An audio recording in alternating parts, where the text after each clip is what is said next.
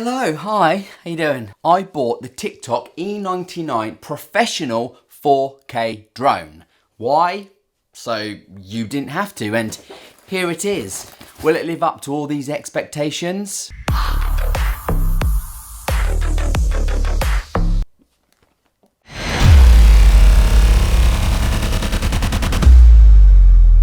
It took 7 days to get here from TikTok shop, and this is exactly how it arrived, except it was in a parcel bag. So no box means no unboxing, obviously. So instead, let's do an unzipping.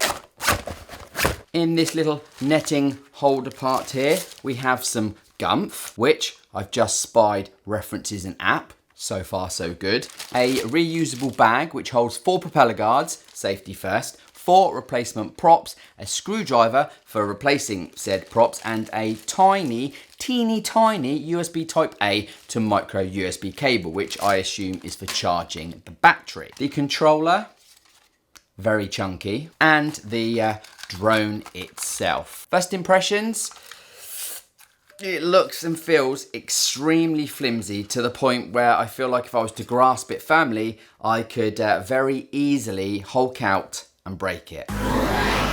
Right, so as I said, the controller, very chunky and lightweight, a bit like me really, and sounds hollow. So did it really need to be this thick? It is powered by inserting 3 AA batteries in the back here, which are not supplied. And then you turn it on with this little rocker switch here. The center part flips up and out to show a spring clamp to hold, I assume, your mobile phone. The drone, the legs fold out like so. 1, 2, 3, 4.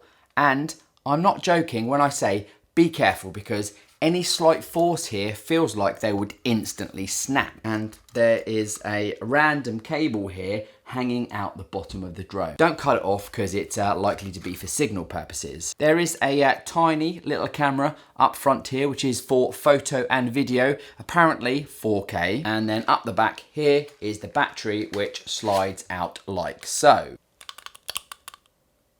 Directly on the battery, there is a socket for use with the micro USB charging, and it may be best not to leave this unattended whilst charging, and if you do, then maybe stick it in a fireproof bag, because I don't think this has been through any UK safety testing at all. I'm not quite sure yet, but it has something resembling sensors on the bottom and both sides, and also the front of the drone. Whether they're sensors, I have no idea. Only time will tell. There you have it, £18.99 worth of drone from the TikTok shop. Without even using it, I have a feeling it's not going to be great. So why on earth did I buy this? Well, basically, I'm a sucker and I'm always looking for the best in things. But apart from being a sucker, I was intrigued. I wanted to see how well it could fly for 19 quid. And if the experience was even the slightest bit enjoyable, then in my opinion, maybe it was worth it. And if it wasn't, then at least I got this YouTube video out of it. Now, I have flown a few affordable drones in my time, and I use the term flew very loosely, as they were all extremely difficult control and were lost to the smallest amount of wind, or they were accidentally flown into a tree. But being the ever optimist, I really do hope this one surprises me. So let's go and hopefully be surprised.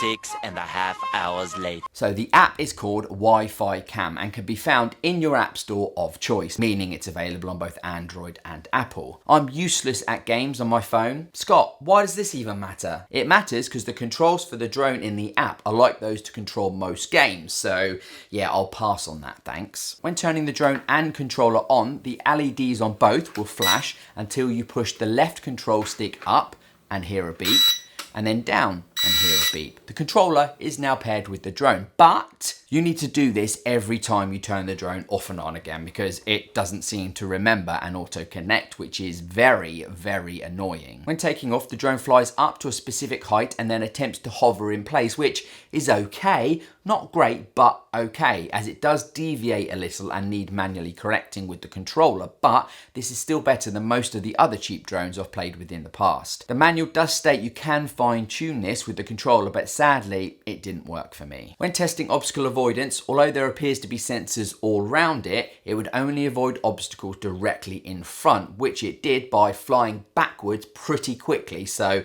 don't be in the way. When flying it, the slightest knock or crash did cause the battery to pop out, which means needing to reseat the battery and then go through the whole repairing process, and I can't breathe, I run out of breath. The 4K camera, although it looks like it's on some form of gimbal, it isn't, and as for 4K, forget it. Unless I have a dodgy unit, the camera on this is completely pointless. You can barely make out this handsome face. So with all that being said, what is my final verdict? Well, for £18.99 at time of filming this video, it's really not that bad to play with. As much as I wanted to hate it because of how bad it looks and feels, I just couldn't. If you want to have a bit of fun, a fire drone without all the bells and whistles and fancy features of 4K camera, then honestly, give it a go. Even if you only get a few days playtime out of it, then my opinion is it's been well worth it, especially when a single ticket to the cinema nowadays can set you back a hell of a lot more than £18.99. Shocking. So there you have it, the £18.99 TikTok drone that I got so you didn't have to. If you've enjoyed the video or not, please do consider liking and subscribing, and whilst doing so, maybe hit the bell to get notified of when I upload a new video, because apparently it does help me out with the YouTube algorithm. Thank you for watching, I appreciate it, and you.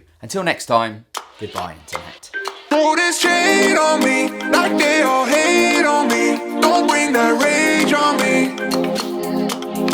Why they throwing shade on me, like they ashamed?